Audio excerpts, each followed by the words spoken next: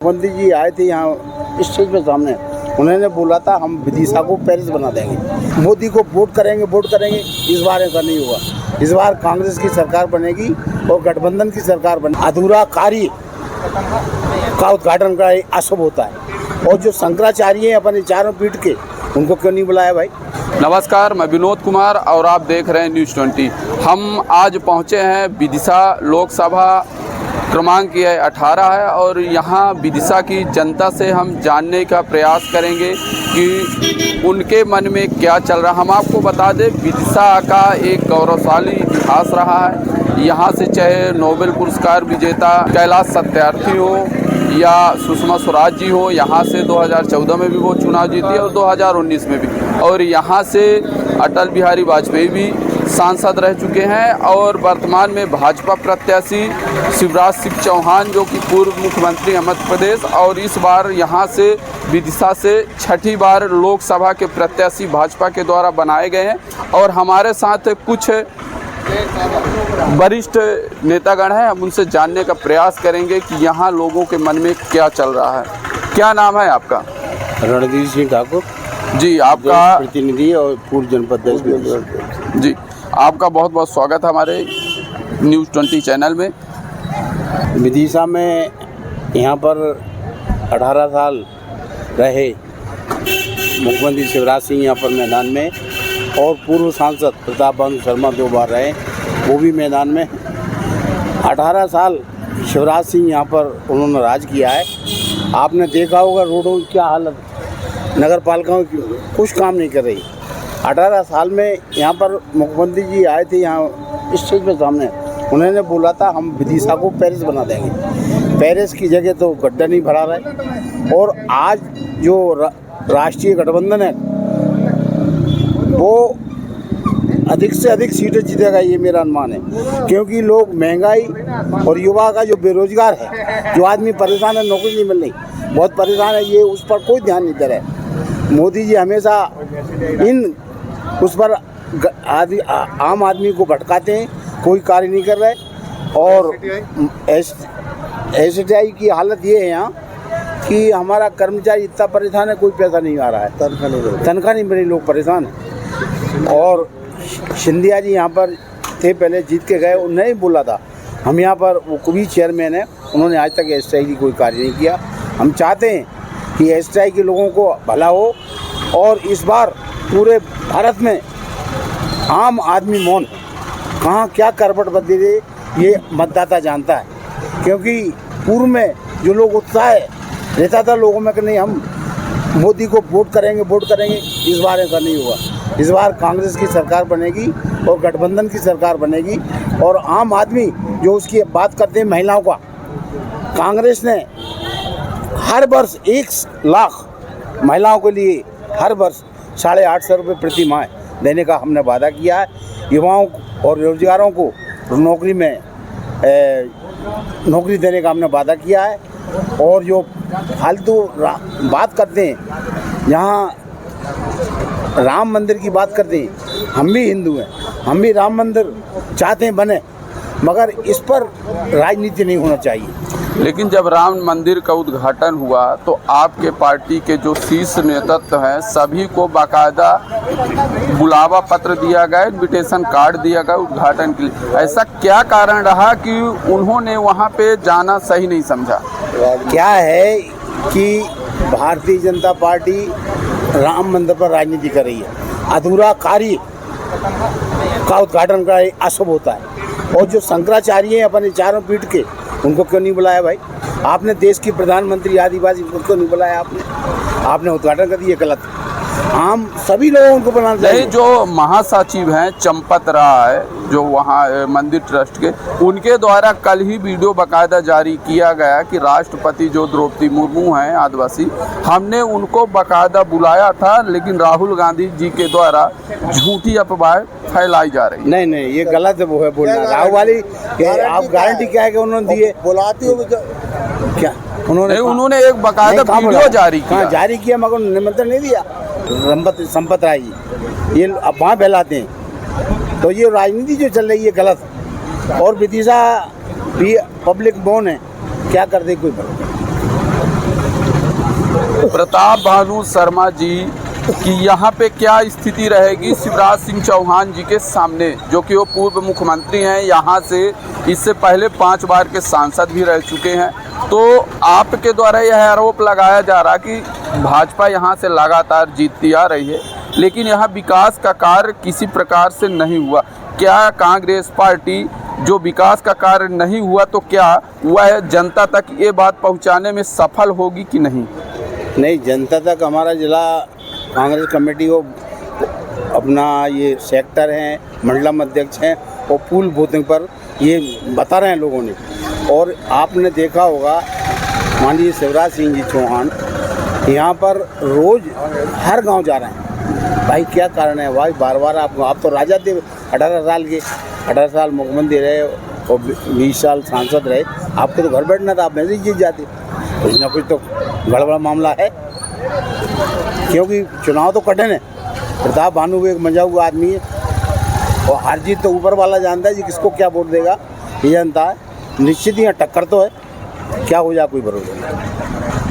आप जो बोल रहे हैं इंडिया गठबंधन, तो आपके इंडिया गठबंधन का प्रधानमंत्री का चेहरा कौन होगा, किस पार्टी से होगा? नहीं, ये प्रधानमंत्री का चेहरा तब होगा जब जीत के जाएंगे लोग, वो तय करेंगे। सांसद जीत के आएंगे गठबंधन के, अब ऐसा कैसे हम किसी को घोषित करते हैं? और निश्चित ही गठबंधन की सरकार इस बार बन रही है। चाहे हम पश्चिम बंगाल की बात करें, चाहे अपने यूपी की बात करें, यूपी में हम लोग 60 जीत रहे हैं सीटें। आइए सुन जाएगी, तो निश्चित ही गठबंधन की सरकार है। इसके बाद ही हम तय करेंगे हमारा प्रधानमंत्री कौन। सांसद करते हैं चुने हुए, इनने तो पहले ही कर दिया। एक ही आदमी, कोई दूसरा है नहीं उनके पास। कांग्रेस पार्टी के द्वारा 300 के लगभग सीटों में टोटल लड़ाया जा रहा है, तो ऐसे में कांग्रेस कहाँ फाइट में है? 300 सीटों पर जहाँ लड़ाया जा रहा है वो मजबूत सीटें हैं। और जो क्योंकि जब गठबंधन में है तो हम समझा था कि तो हमको सीटें देना पड़ेंगी। और जहाँ जहाँ हम लोगों ने 300 सीटें, जहाँ हम लोग इस सीट चुनाव लड़ रहे हैं, निश्चित ही हम अधिक से अधिक सीट जीतेंगे। हम 250 पार करेंगे। लगातार आपका वोट परसेंटेज यूपी में घटता जा रहा है। पिछले चुनाव में आपके जो पूर्व राष्ट्रीय अध्यक्ष राहुल गांधी जी अमेठी से चुनाव हार गए थे। ऐसे कैसे आप दावा कर सकते हैं कि यूपी में हम वही सीट लड़ रहे हैं जहां हम मजबूत हैं? क्या है कि यूपी में हमने 50 सीटें से हम उम्मीदवार लड़ने वाले हैं और अमेठी और रायबरेली में गांधी परिवार ही चुनाव लड़ेगा और दोनों सीटें हम जीतेंगे। यहाँ परसेंटेज का सवाल है, हमें बहुजन समाज पार्टी ने बहुत नुकसान किया। ओबीसी और मुस्लिम समाज के बट गए, इसलिए हमको जो कांग्रेस का घाटा है वो इधर उधर वोट पाने का हम घट गए, इसलिए हमको नुकसान हुआ। और ऐसा अब नहीं हो, इस बार आदमी सब समझदार है। हरिजन भी वापस आए, मुस्लिम भी आया, अन्न भर के सामान भर के, चाहे वो ब्राह्मण हो चाहे यादव हो, सभी लोग हमको कांग्रेस को वोट दें। चलिए, बहुत बहुत धन्यवाद। Thank you. आपका क्या कहना है?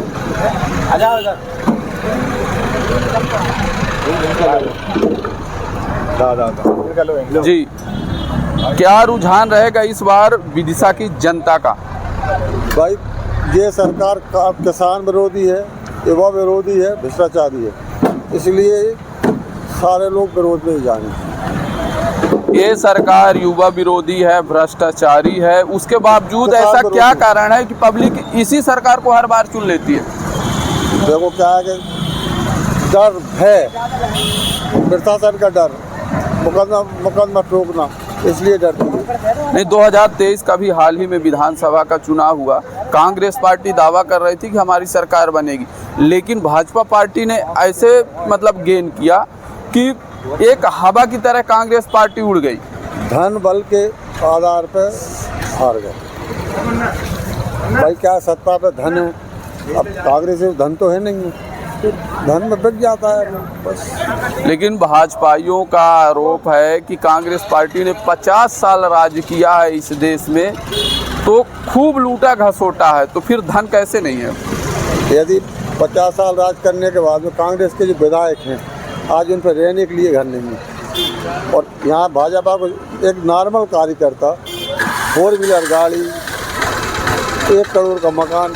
आपने भी देखा होगा कांग्रेस के, आप देख लो 75% विधायक पुराने, रहने घर नहीं है, उनके मोड़ा मोड़ी नौकरी नहीं मिल रही। और इनके एक ये रहता ना छोटा सा कार्यकर्ता, वो 4 व्हील पे चल रहे हैं, क्योंकि वो सारे काम कर रहे हैं, दारू बेचे, गांजा बेचे, रेत बेचे, पत्थर बेचे, औरतें बेचे, क्या क्या नहीं कर रहे। अभी देखो ना क्या कर्नाटक में क्या हुआ है, उसके बारे में मोदी बोल रहे हैं आपने कुछ। लेकिन वो जो है प्रज्वल रमन्ना जो जेडीएस के वर्तमान प्रत्याशी हैं, भाजपा से गठबंधन है, लेकिन वहाँ पे कांग्रेस की सरकार है, वहाँ का पुलिस प्रशासन की जिम्मेदारी रिस्पॉन्सिबिलिटी कांग्रेस की बनती है। क्या कांग्रेस की भी मिली भगत है उसको विदेश भगाने में? नहीं नहीं, अरे केंद्र में तुम्हारा काम है, प्रदेश को विदेश भगा दो, प्रदेश को कहा। सभा का चुनाव कौन जीत रहा, शिवराज सिंह चौहान या भानु प्रताप शर्मा जी?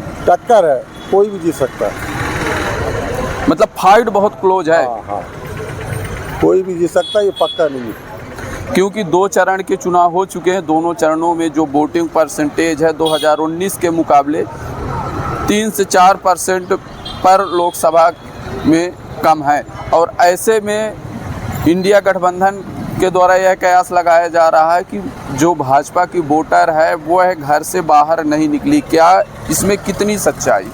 नहीं तो सच्चाई तो है, लेकिन क्या है कि वोटर डरा हुआ है, खुल के कुछ नहीं कह पा रहे हैं, क्योंकि पुलिस प्रशासन कोई भी चीज़ है, हर तरह से डर है, भय बैठा हुआ है, इसलिए वोटर कुछ कह नहीं सकते, इसलिए चुपचाप है। उसकी यदि मन की भड़ास उसने निकाल दी तो कांग्रेस जीत जाएगी, और एक डर की वजह से रह गया तो कुछ भी हो सकता है। भाजपा अगर जीत रही है तो डर भय के कारण जीत रही है चुनाव, डर हो गया। लेकिन भाजपा का कहना है कि हमने इन 10 सालों में अच्छा खासा विकास किया, देश की जो ग्रोथ है, जीडीपी है 10वें स्थान पे थी और वर्तमान में हमने 5वें स्थान पर ला के रख दिया। एक मैं उदाहरण दूँ आपको, आप ही हैं, पहले आप साइकिल नहीं होती थी, आप आज आप 4 व्हीलर में चल रहे हैं, ये तो समय का परिवर्तन है, भाजपा का थोड़ी कुछ है। भाई एक आदमी है, यही आदमी है जूता बना रहा है, आज इसके घर में फ्रिज, कूलर, टीवी है, सब है, मेहनत कर रहा है तो हो रहा, शासन दे रही है कवा, ये क्या कर रहा है, वो तो मजदूर है ना। आज उसके घर में हर चीज़ को मेहनत कर रहा है, महंगाई बढ़ी है, पहले 5 रुपये में पॉलिश करता था, आज 30 रुपये में पॉलिश कर रहे हैं, तो महंगाई किसने बढ़ाई? तो क्या भाजपा जबरदस्ती का क्रेडिट ले रही है? सबे पता है, तुम कैंडिडेट खरीद रहे हो, फार्म भरे वाले खरीद रहे हो, विधायकों ने खरीद रहे हो, सारे काम तो कर रहे हो, कहने की क्या जरूरत है बात है? आप बताओ। अभी कांग्रेस के प्रत्याशी अक्षय कांति बम ने अपना पर्चा, जिस दिन नामांकन निकालने की लास्ट डेट थी इंदौर लोकसभा से, उन्होंने अपना पर्चा निकाल लिया। अब ऐसे में क्या कहेंगे कांग्रेस पार्टी को, जो अपने प्रत्याशी को ही नहीं कंट्रोल कर पा रही है, तो चुनाव में फाइट कैसे करेगी? फिर आपके बच्चे को मैं किडनैप कर लूँ, फिर आप क्या करोगे? अक्षय बम कांति जी के बेटे को किडनैप किया गया था। अरे एक उदाहरण है, उसमें 307 17 साल पुराना 307 को केस लगा दिया है, और कितने करे होंगे भाई, ये तो ओपन है भाई। कोई भी आप ही हो, आप बगैर मजबूरी के कोई ऐसा कदम उठा सकते हो कि आप मीडिया के खिलाफ बोल जाओ, भाई आप गर्दन पे चाकू रख देंगे तो आप कुछ भी कह दोगे, बस ये मजबूरी, सीधी बात है, भय, डर और कुछ नहीं। यदि बगैर डर के चुनाव हो जाए तो सफाया हो जाए। चलिए, आपका बहुत बहुत धन्यवाद। और इन्होंने बाकायदा सरकार की एक एक कमियां बताई और ये भी बताया कि सरकार धन बल के कारण लगातार चुनाव जीत रही है। अगर धन बल का इस्तेमाल ना करे भाजपा पार्टी तो हर चुनाव वह जरूर हारेगी। धन्यवाद।